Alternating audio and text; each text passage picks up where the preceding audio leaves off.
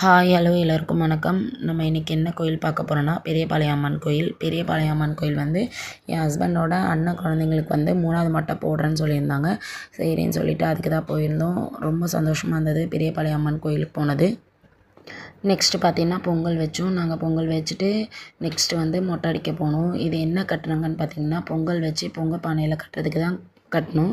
இது ஒத்தையில் முடிகிற மாதிரி கட்டணும். ஒரு வெத்தலை, ஒரு வெள்ளி மஞ்சள், ஒரு வெத்தலை, ஒரு வெள்ளி மஞ்சள் பொங்கல் வச்சு இறக்குனதுக்கப்புறம் ஃபஸ்ட்டு இதை கட்டினோம். கட்டிட்டு அதுக்கப்புறம் தான் நாங்கள் வந்து பூ கட்டினோம். பூ கட்டினனால அதுக்கு மேலேயே பூ கட்டினனால இந்த வெத்தலையும் வெள்ளி மஞ்சளும் தெரியல. ஆனால் அது வந்து உத்து பார்த்தவங்களுக்கு தெரியும். அந்த வெத்தலை வெள்ளி மஞ்சள் வந்து லைட்டாக தெரியும், ரொம்ப தெரியாது. ஏன்னா அதை சுற்றி நாங்கள் ஃபுல்லாக பூ கட்டிட்டோம். நெருப்பு ஃபஸ்ட்டே கட்டிட்டா நெருப்பு வந்து பட்டு அது வந்து ஒரு மாதிரி கருப்பாயிடும். அதனால் நாங்கள் அப்போ கட்டலை. பொங்கல் வச்சு இறக்குனதுக்கப்புறம் தான் அதை கட்டினோம். நெக்ஸ்ட்டு பார்த்திங்கன்னா பொங்கல் பொங்கவும் மொட்டை அடிக்க போனாங்க. நிறைய பேர் நிறையா கொஸ்டின் கேட்டிருந்தீங்க. ஆனால் நான் வந்து கண்டிப்பாக கொஸ்டின் கேட்டால் அதுக்கு வந்து வாய்ஸ் வீடியோ போடணும் அப்படின்னு சொல்லிட்டு போட்டுருவேன். ஏன்னா வந்து நான் அதிகமாக ஷார்ட்ஸ் தான் போட்டிருந்தேன்.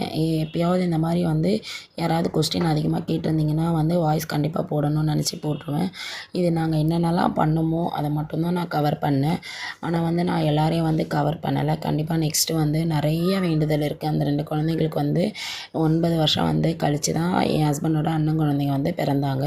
அந்த 2 குழந்தைங்களுக்குமே பேர் வந்து சாமி பேர் தான் வச்சாங்க. ஃபஸ்ட்டு வந்து எங்கள் ஊர் சாத்தூரில் இருக்க முனியசாமி கோயில் தான் அவர் நினச்சிட்டு அந்த குழந்தை பிறந்தான். அதனால் வந்து அவனுக்கு அந்தே பேரை வச்சுட்டாங்க.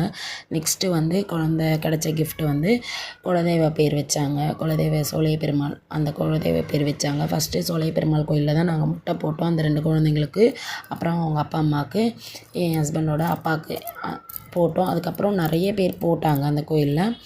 அதெல்லாம் வந்து உங்களுக்கு நான் எப்படி நிறையா எங்கள் ஒத்தையில் முடிகிற மாதிரி வந்து நாங்கள் நிறைய பேர் முட்டை போட்டாங்க.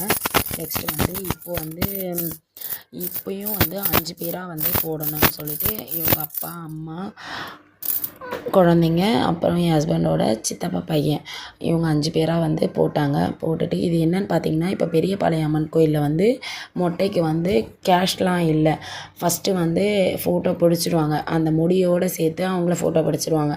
ஃபோட்டோ பிடிச்சி மொட்டைலாம் அடித்ததுக்கப்புறம் வந்து நெக்ஸ்ட்டு வந்து மொட்டையோடு வந்து ஃபோட்டோ எடுக்கணும். இது வந்து இப்போ புதுசாக வந்து அப்டேட் பண்ணியிருக்காங்க கோயிலில். நிறைய பேர் வந்து இதை பார்த்துருப்பீங்க. இப்போ தான் வந்து நான் வந்து பார்க்குறேன். ஏன்னா இதுக்கு முன்னாடி வந்து நான் அந்த கோயிலுக்கெல்லாம் போயிருந்தேன். ஆனால் இந்த மாதிரி ஒரு ப்ரொசீஜர்லாம் நான் பார்க்கல. இப்போ தான் வந்து புதுசாக ஒரு ப்ரொசீஜர் போட்டிருக்காங்க. நல்லா தான் இருக்குது. பார்க்கவே நல்லா க்ளீனாக இருந்துச்சு. அங்கே மொட்டை அடிக்கிற இடம்லாம் வந்து ஃபஸ்ட்லாம் வந்து ரொம்ப முடியாக இருக்கும். இப்போ வந்து அந்த இடம் அழகாக பெருக்கிடுறாங்க. பெருக்கி அழகாக க்ளீன் பண்ணி வச்சிட்டாங்க. சூப்பராக இருந்துச்சு. நாங்கள் மொட்டை அடித்து வெளியே நிற்கிறோம். கோயிலுக்கு போய் சாமி கும்பிட்லான்னு மழை ரொம்ப வேகமாக பெய்ய ஆரம்பிச்சிச்சு. பார்க்கவே வந்து நாங்கள் கவலைப்படலை மழை பெய்யுதுன்னு சொல்லிட்டு. ரொம்ப சந்தோஷம் தான் பட்டோம். மழை பெஞ்சிருக்கு அப்படின்னு சொல்லிட்டு சாமி வந்து எங்களை வரவேற்கிறாங்க அப்படின்னு சொல்லிட்டு ரொம்ப சந்தோஷப்பட்டோம். அந்த 2 குழந்தை வந்து ரொம்ப 9 வருஷம் கழித்து பிறந்தாங்க.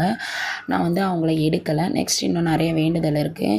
அதே மாதிரி இன்னும் பெரிய பெரிய வேண்டுதலாக தான் இருக்குது. எதுவுமே சின்ன வேண்டுதலாக இல்லை. நான் நெக்ஸ்ட்டு காட்டுறேன். நான் சொல்லியிருந்தேன்ல வெத்தலை, அது பாருங்கள் லைட்டாக தெரியும்.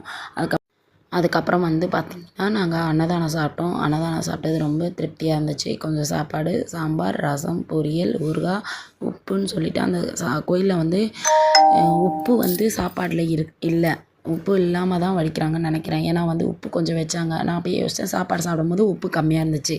ஸோ ஓகே சாப்பாடில் தான் உப்பு இல்லை. ஆனால் சாம்பாரில் உப்பு போட்டிருந்தாங்க. சாப்பாடில் வந்து உப்பு போடாமல் தான் அவங்க வடிச்சிருக்காங்க.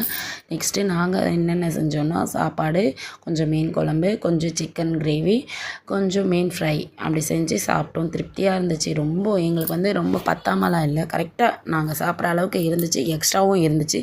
அங்கே பக்கத்தில் இருக்கவங்களுக்குலாம் கொடுத்தோம். ரொம்ப திருப்தியாக இருந்துச்சு. ரொம்ப சந்தோஷமாக இருந்துச்சு. நாங்கள் செஞ்சது வந்து ரொம்ப சந்தோஷமாக இருந்துச்சு. நல்லாவும் இருந்துச்சு. டேஸ்ட்டாக இந்த மாதிரி வந்து செய்கிறது வந்து ரொம்ப ஜாலியாக இருந்துச்சு. ஜாலியாக போச்சு அந்த நாள் வந்து எங்களுக்கு. செஞ்சு சாப்பிட்டுட்டு நெக்ஸ்ட் அதே டெம்போலேயே தான் வீட்டுக்கு வந்தோம். ரொம்ப சந்தோஷமாக வந்து அந்த நாள் நடந்துச்சு. அந்த அம்மனோட அருளால் தான் எங்களுக்கு வந்து ரொம்ப இந்த நாள் வந்து எந்த தடங்கல் இல்லாமல் நல்லபடியாக நடந்துச்சு. அதுக்கப்புறம் அந்த 2 குழந்தைங்களுக்கு பண்ண வேண்டியதெல்லாம் நல்லபடியாக பண்ணிட்டாங்க. இன்னும் அடுத்தடுத்த வேண்டுதல் இருக்குது.